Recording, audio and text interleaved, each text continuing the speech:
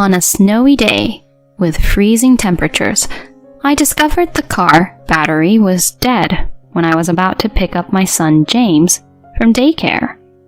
So, I had to borrow my husband's car to fetch him. On our way home, James suddenly remarked, "Mom, something's weird with the car." Puzzled, I questioned, "What do you mean?"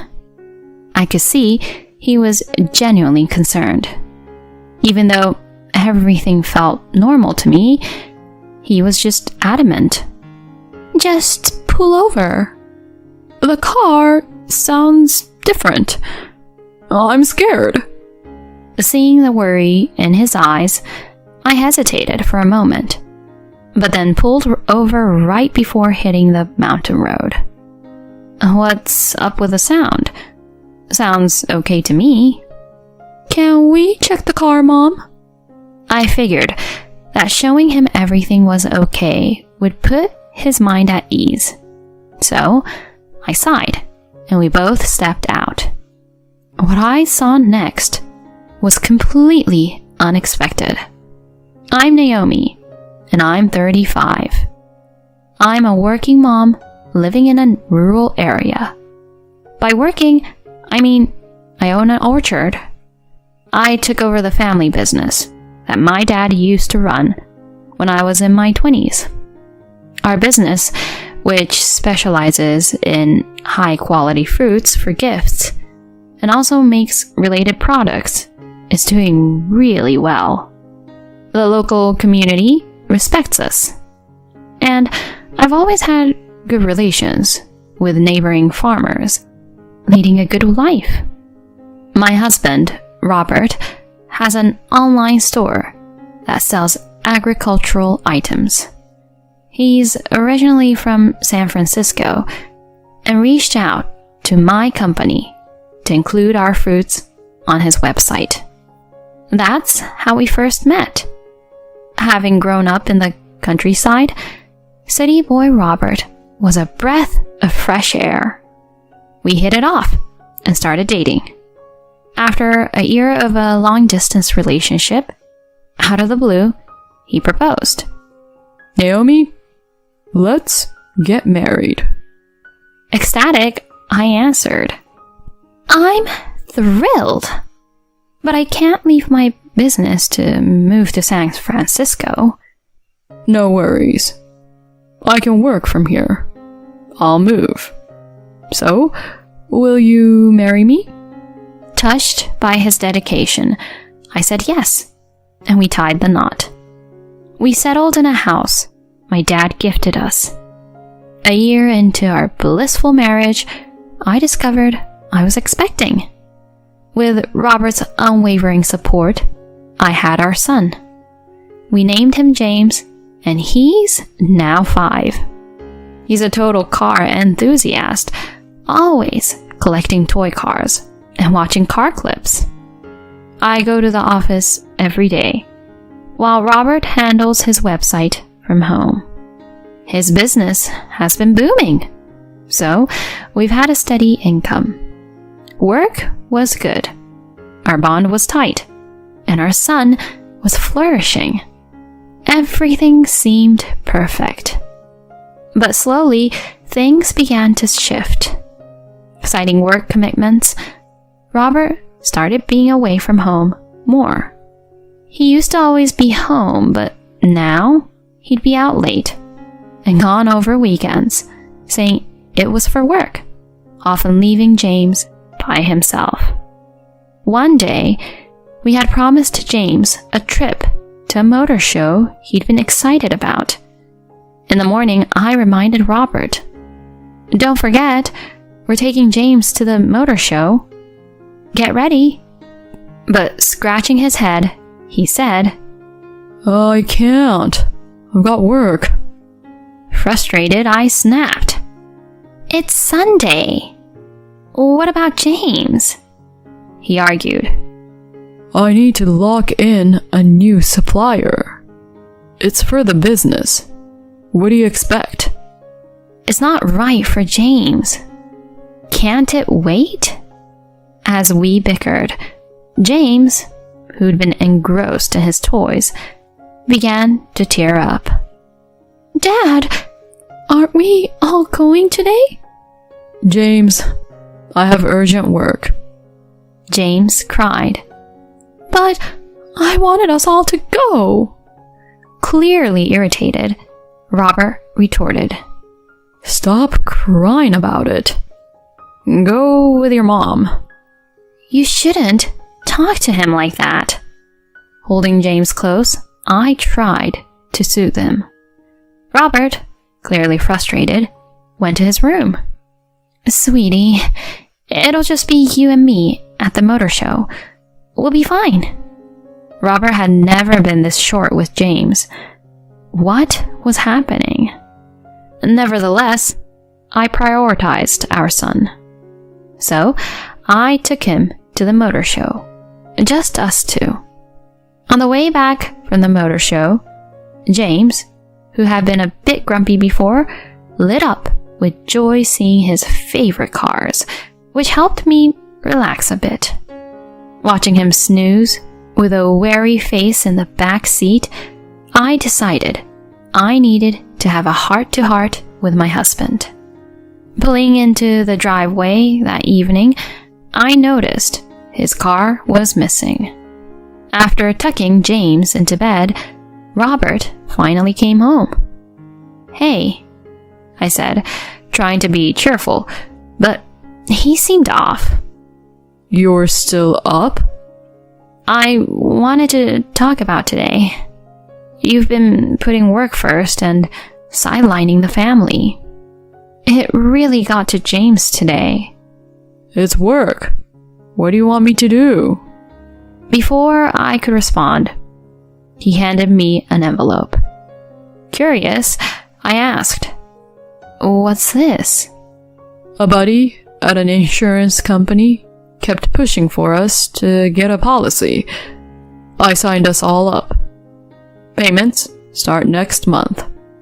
Confused, I said, "Don't we already have insurance?" "You can never have too much insurance." I opened it up to check out the details. This policy is super comprehensive, even for James. "If anything happens to us, it'll be good to have a cushion. It's for James too." Huh. While I was frustrated he hadn't discussed the insurance with me, I was somewhat comforted that he was considering our family's future. But his attitude didn't get better. In fact, it went downhill. We barely talked. He grew distance from James. Our arguments escalated, and the atmosphere at home became strained. What had caused this shift in him? The uncertainty kept nagging at me. One day, at work, during a break, I sat with Andrea, a new hire from the past year. Trying to make small talk, I asked, "Hey, Andrea, how's the job treating you?" She seemed a bit on edge and replied, "Hi, thanks to you, it's been good so far." I chatted to ease the mood, and out of the blue, she asked, "Your husband's in IT, right?" "Yeah, he runs an e-commerce site for farming goods." "I see." After a brief pause, she ventured, "Do you guys get along?" Caught off guard, I managed to chuckle. "Of course, we're good. Why?" "I've been mulling over marriage and just wondered how it is." She seemed distracted for a moment before diving back into her work. Her comments left me feeling uneasy. Time flew as I juggled work and raising James. The weather shifted and winter hit in full force. One particularly cold morning, despite the chill, I had errands. Like always, I took James to daycare, driving about 30 minutes through some hilly terrain. Later, I parked at our house and headed to work. Finishing up, I stepped outside to a darkening sky and snow beginning to blanket everything. Gotta grab James ASAP, I thought. Back home, Robert was holed up in his room working. When I tried to start my car to retrieve James, it didn't budge. Probably a dead battery. I wonder how that happened. Panicking, I knocked on Robert's door. I need a hand. What's up? I quickly explained to the puzzled husband. My car is not starting. Maybe a dead battery. Can you pick up James? I'm cutting it close. Really? I'm swamped right now. But he needs to be picked up. He cut me off, smiling. Take my car then. Oh, thank you. You're a lifesaver. I grabbed the keys and hopped into his SUV. Typically, I drive the hilly route, but that day, due to some errands at the post office, I decided to swing through town instead. When I reached the daycare, it was pitch black outside. I said hi to the caregiver and picked up James. As we strolled side by side to the dim parking lot, his eyes sparkled with excitement. Oh, are we taking Dad's car today? Yep, but I'm behind the wheel. You're a big fan of Dad's car, huh? Yeah, it's so cool. We playfully bantered back and forth as I strapped him in and started the car. A few minutes into the drive, he suddenly blurted out, Mom, there's something weird with the car. Oh, what do you mean? I could see he was genuinely concerned. Even though everything felt normal to me, he was adamant. Just pull over. The car sounds different. I'm scared. Seeing the worry in his eyes, I hesitated for a moment, but then pulled over right before hitting the mountain road. What's up with the sound? Sounds okay to me. The tires sound different, not like usual. Can we check? Figuring he'd calm down once he saw the tires were just fine, I sighed, and we both hopped out for a look. To my shock, I saw the tires were regular ones, worn to the nub. Driving with these on our snow-covered icy roads was downright dangerous. The thought of driving our usual icy mountain route with these tires sent chills through me. We had been so lucky to get to the daycare without any issues. Mom, these aren't the tires Dad had on before, he commented, looking up at me with wide eyes. I recalled Robert mentioning he'd switched to winter tires on his car. The pieces clicked together in my mind. Parking the car in a nearby lot, I called for a cab. I made one more call while waiting, and then James and I headed home. Walking in, I saw Robert in the hallway, looking utterly shocked. How'd you guys get back? His words confirmed my growing suspicions. So, it was him. James, go to your room until dinner, okay? I told my son softly, and he hurried upstairs. In the living room, I faced off with Robert. He looked pale and asked, Why do you look surprised? Was it that shocking to see us return safely? I don't know what you're talking about. But I cut him off. James noticed the car wasn't right. Thankfully, we avoided potential disaster. And luckily, I didn't drive our usual mountain route to the daycare today. What are you even saying? He said, playing innocent. My frustration boiled over. Stop playing games. Those worn-out tires you put on the car could have killed us both. He tried to mask his surprise and said, "What? I don't know anything about that." Deciding it was time to lay my cards on the table, I snapped, "Oh, really? Then explain this." I thrust my phone screen in front of him. On it were clear pictures of him getting cozy with a younger woman, kissing, holding each other close at some place.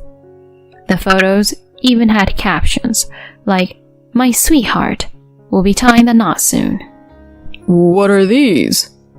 "One of my staff members is acquainted with your girlfriend.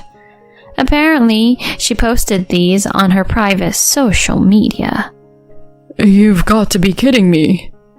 It turned out that Andrea, the young coworker I chatted with recently, was the one I'd reached out to while waiting for the taxi.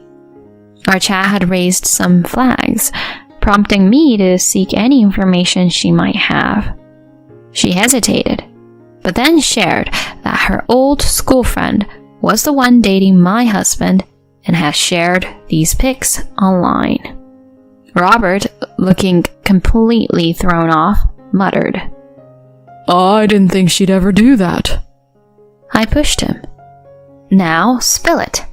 What were you up to?" He finally started talking. The lady at the tire shop, where he'd swapped out the tires, was his side chick. He wanted to be with her, but didn't want the financial burden of alimony. If something happened to James and me, he'd cash in on the life insurance and inherit the business. They had schemed together, putting those worn-out tires on his car and messing with my car's battery, ensuring I'd use his SUV. "So, you even had your eyes on the life insurance and our business." With a desperate expression, Robert pleaded, "Naomi, I'm so sorry. It was a stupid mistake." Repulsed, I shouted, "Are you kidding me? I can never forgive this. The cops already know, and I'm getting a divorce. I don't ever want to see you again, you jerk." "Please, Naomi." "Oh, and I'll let all the local farmers know what you did. I bet they'll think twice before working with your website again. Good luck with that." Right then, the sound of sirens grew closer. I handed him over to the authorities. I'd recorded our entire chat, and it was submitted as evidence. He was convicted and did a stint in jail. The divorce was finalized without a hitch, and I walked away with $90,000 in alimony and our combined savings. Left with nothing, family, money, or a job. I could only guess how Robert would cope post-release. While his mistress avoided jail, the word got out, forcing her to skip town. Rumor has it she's now in the city, living in a shabby apartment, working the late-night scene. I'm in the process of suing her for emotional damage. Meanwhile, I'm still running the business and raising James, with a lot of support and kindness from the community. Lately, James has been saying he wants to work for a car manufacturer when he grows up. I'm all in, doing everything to make that dream a reality. From here on out, it's all about James's happiness and carving out a better future for us.